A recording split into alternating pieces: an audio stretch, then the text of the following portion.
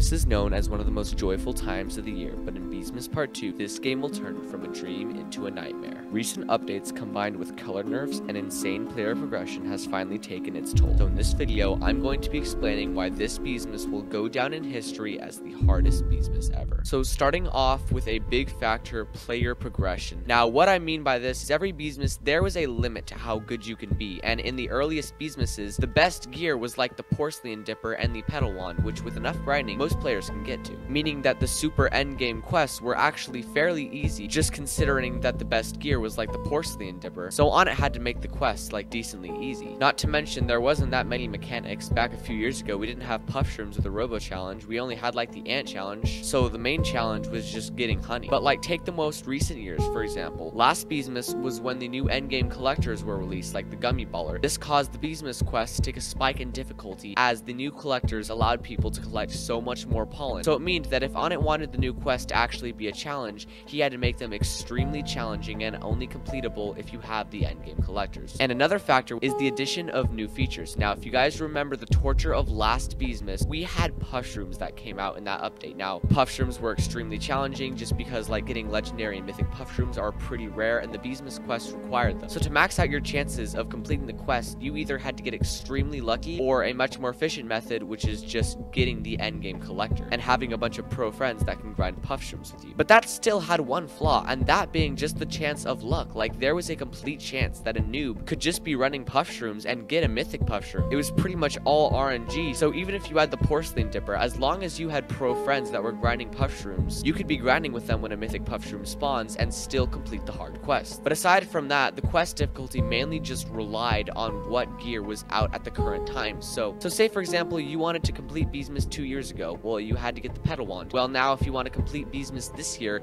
you must have the gummy boots or the perfect hive. You got to have all 50 bees. It's extremely complicated these days. Back then it was just so simple, but if you want to actually complete Beesmas now, you have to waste hundreds of hours in this game. Now another big thing is the stickbug quest. Now the stickbug quest, if you didn't already know, has been a big challenge for blue hives all over the globe. The stickbug quest this year is actually fairly short compared to the ones we've gotten in other years, but it is extremely complicated. This is just because this year's stickbug quest requires robo challenge, and if you didn't already know, blue hives are extremely bad at robo challenge, which is something I'll get into later in this video. But for now, just this stickbug quest alone has showed how hard this Beesmas is going to be. Stickbug's quest isn't even supposed to be crazy hard. In previous years, you were able to complete Stickbug's quest if you were like early endgame, but this year I actually had trouble completing the Stickbug quest, and I had a level 17 high, along with the gummy baller. So if that's the requirements for this year's Stickbug's quest, who knows what Bumblebee Man's quest could have. So yes, Stickbug's quest is hard, but the main thing I want to dive into there is the Robo Challenge, as the Robo Challenge, as I'm going to explain right now, is going to become a living heck. Now last year, puff shroom runs were only 5 minutes, so you could keep grinding them out. Well, with Robo Challenges, the farther you go, the longer they take, and I've noticed that some Robo Challenges for other people can literally take up to like 45 minutes, which is absolutely insane. Not to mention that the Robo Challenge has something else that the other Beesmases really haven't had,